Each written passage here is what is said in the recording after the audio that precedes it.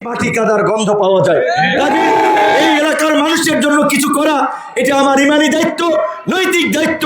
সেই দায়িত্ব পালন করার জন্যই আমরা এখানে এসেছি। কিন্তু আপনাদের যদি সারা সমর্থন না পাই তাহলে আমাদের কিন্তু হতাশা নিয়েই ফিরে যেতে হবে। আমি আপনাদের এই এলাকায় ওইভাবে আগে জনপ্রতিনিধি হই নাই, আসি নাই, তারপরেও এই বাঁশবাড়িয়া এই গলাচিপা 10 মিনায় আমাদের নেতৃবৃন্দ যখনই যেই এলাকার ছোটখাটো সমস্যা নিয়ে আমাদের কাছে গিয়েছে আমরা কিছু কাজ করার জন্য চেষ্টা করেছি। আমরা যেটা একেবারে ইমিডিয়েট করা সম্ভব নয়, আমরা বলেছি ভবিষ্যতে আমরা সেটা করব। আমাদের সেই সুযোগ আছে, কিন্তু আপনাদের এই এলাকার উন্নয়নমূলক কাজের জন্য, এলাকার মানুষের কথা বলার জন্য নির্বাচিত জনপ্রতিনিধি থাকে।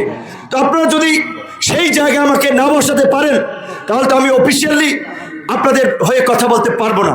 হয়তো আমার যে জাতীয় পর্যায়ের অবস্থান, আমার যে পরিচিতি আপনারা দেখেছেন, ঢাকায় এখানে শিক্ষকরা আছেন, প্রাথমিক বিদ্যালয়ের শিক্ষকরা আন্দোলন করেছে, আমাদের কাছে এসেছে, আপনারা একটু আমাদের দাবির পক্ষে কথা বলেন। আমরা বলেছি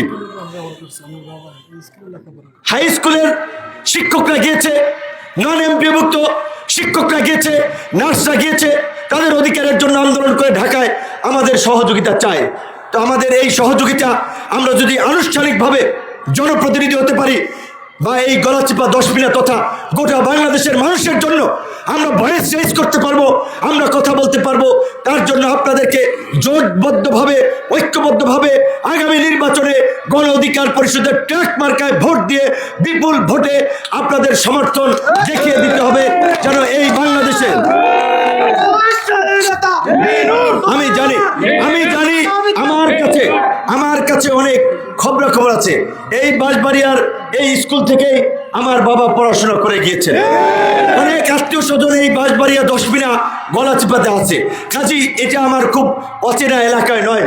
অনেকেই বলে ভাই হুমকি দামকি দেয়, আপনার মিছিলে গেলে আমাদের জাল্লা নাম কাটতে দেবে, আমাদের চাল দেবে না, আমাদেরকে হয়রানি করবে। কিন্তু একটা কথা বলে দিতে চাই, আপনি গণ অধিকার পরিষদের সাথে সম্পৃক্ত হওয়ার পরে আপনার যদি বিন্দুমাত্র ক্ষতি হয় আমি আপনার পাশে আছি, আমাদের সমস্ত নেতা কর্মীরা আপনার একেবারে আমরা ভাসি আসি নাই, একজনে কাশি দেবে আর আমরা চলে যাবো সেখান থেকে।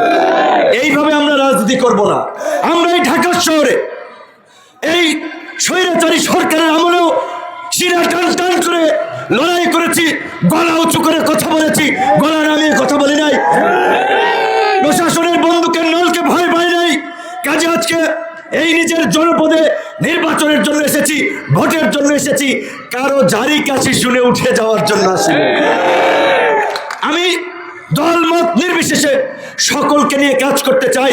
যারা এতদিন আমাকে সমালোচনা করেছেন, আমি অনেককে চিনিও না, তারা আমাকে ব্যক্তিগতভাবে চেনে না, কিন্তু দেখা যায় কেউ কোনো দল করে, কোনো নেতার খয়ের খা চামচা, তাই দেখা যায় ধরেন ফেসবুকে একটা গালি দিল, একটা কথা লিখলো। এখন আমার মতো মানুষের কিংবা আমাদেরকে এখন কাজ আছে ওই ফেসবুক নিয়ে পড়ে থাকার, ওইগুলো আমাদের সময় নাই। আমাদের হচ্ছে কথা কুকুরের কাজ, কুকুর করেছে, কামড় দিয়েছে পায়, তাই বলে কি কুকুরে কামড়ানো মানুষের শোভা পায়?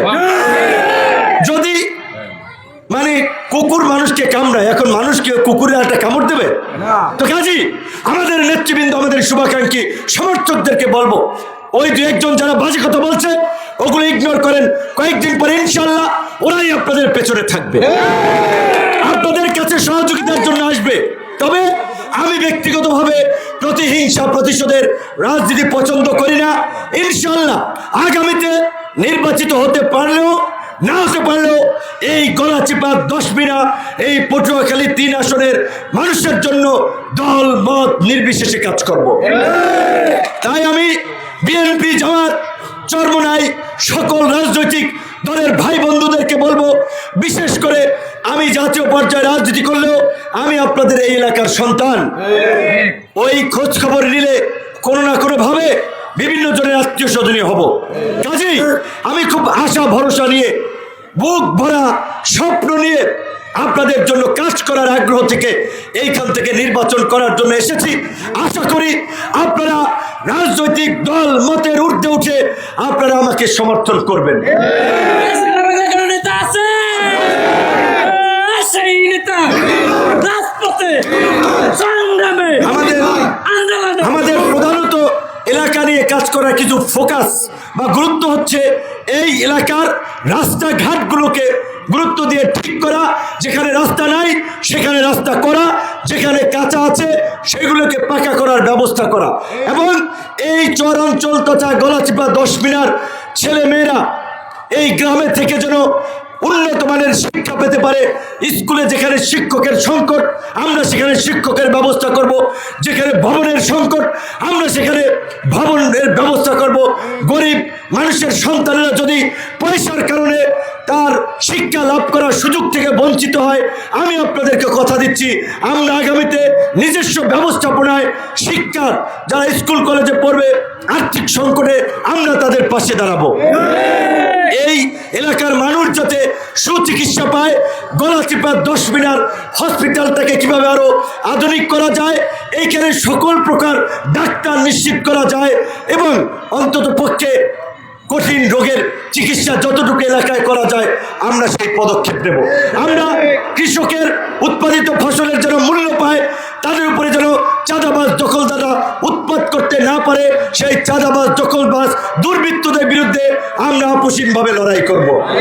আমরা আপনাদের সকলের সমর্থন এবং সহযোগিতা চাই। আজকের মতো আমার বক্তব্য শেষ করছি। আল্লাহ হাফেজ, আসসালামু আলাইকুম।